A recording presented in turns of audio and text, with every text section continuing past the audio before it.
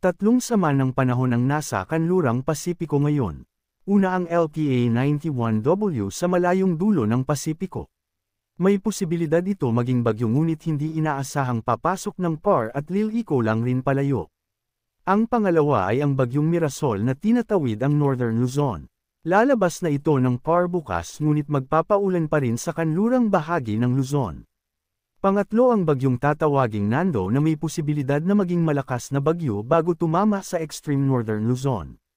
Patuloy na tinatawid ng bagyong Mirasol ang Northern Luzon at nasa Ifugao na. Huling namataan ang sentro nito sa Alfonso Lista, Ifugao. Mapapanatili ng nasabing bagyo ang lakas nito habang dumadaan sa kalupaan ng Northern Luzon. Kapag nasa Luzon Strait na, posible itong lumakas at maging isang tropical storm mamayang gabi o bukas ng madaling araw. LPA sa labas ng PAR, isa na ring ganap na bagyo ayon sa Japan Meteorological Agency, JMA. Sakaling pumasok ng PAR, tatawagan itong Nando. Signal number 4, posibleng itaas sa ilang bahagi ng Northern Luzon dahil sa inaasahang paglapit ng bagyong tatawaging Nando. Bagyo, inaasahang papasok ng PAR bukas, nakikitang banta sa Northern Luzon. Binabantayan ngayon ang isang bagong bagyo o tropical depression na nasa labas pa ng Philippine Area of Responsibility, PAR, ngunit posible na ito pumasok bukas ng umaga, September 18 at tatawagan itong #Nando ng Pag-asa.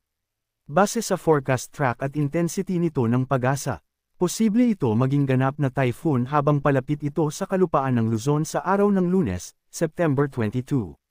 Nakikita ng mga weather models tulad ng GFS at ECMWF ang posibilidad na maging malakas ito habang tumawid o lumapit ito sa bansa.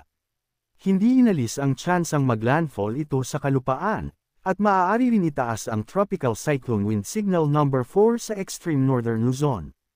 Maging handa sa banta ng matinding pag-ulan at malakas na hangin na maaaring magdulot ng pinsala sa lugar.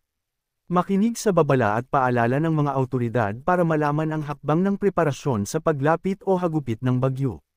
Yellow heavy rainfall warning itinaas sa ilang bahagi ng Central Luzon dulot ni Tropical Depression Mirasol.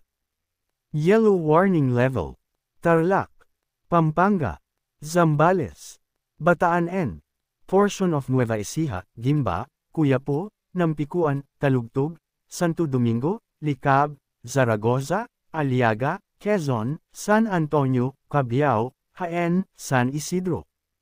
Mahina hanggang katamtamang ulan at may pabagso-bagsong malalakas na ulan ang nararanasan ngayon sa natitirang bahagi ng Nueva Ecija, Gapan, General Tino, Bongabon, Cabanatuan, Caranglan, Gabaldon, General Mamerto Natividad, Laur, Llanera, Lupao, Palayan, Pantabangan, Penaranda, Rizal, San Jose, San Leonardo, Muñoz, Talavera, Santa Rosa, Bulacan, Dona Remedios, Trinidad, Norzagaray.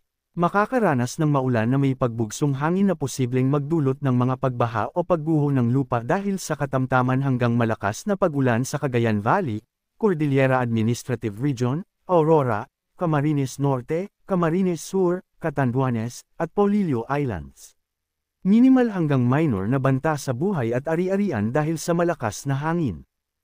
Makakaranas ng maulap na kalangitan na may kalat-kalat na pag-ulan, pagkidlat, at pagkulog na posibleng magdulot ng mga pagbaha o pagguho ng lupa dahil sa katamtaman hanggang kung minsan malakas na pag-ulan sa Metro Manila, ang nalalabing bahagi ng Ilocos Region, ang nalalabing bahagi ng Central Luzon, at ang nalalabing bahagi ng Calabarzon.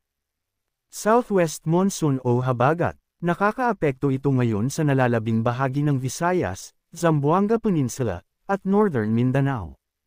Dahil dito, makakaranas ng maulap na kalangitan na may kalat-kalat na pag-ulan, pagkidlat, at pagkulog na posibleng magdulot ng mga pagbaha o pagguho ng lupa dahil sa katamtaman hanggang kung minsan malakas na pag-ulan sa Bicol Region, Mimaropa Western Visayas Negros Island Region, Central Visayas, at Zamboanga Peninsula. Localized thunderstorms makakaranas ng bahagyang maulap hanggang maulap na kalangitan na may pulupulong pag-ulan o pagkidlat at pagkulog na posibleng magdulot ng mga pagbaha o pagguho ng lupa dahil sa severe thunderstorms sa nalalabing bahagi ng bansa. Paalala, posibleng magbago pa ang forecast, Pinapaalalahanan ang lahat na manatiling updated sa lagay ng panahon at sa posibleng tatahakin at magiging lakas ng sama ng panahon sa susunod na mga araw.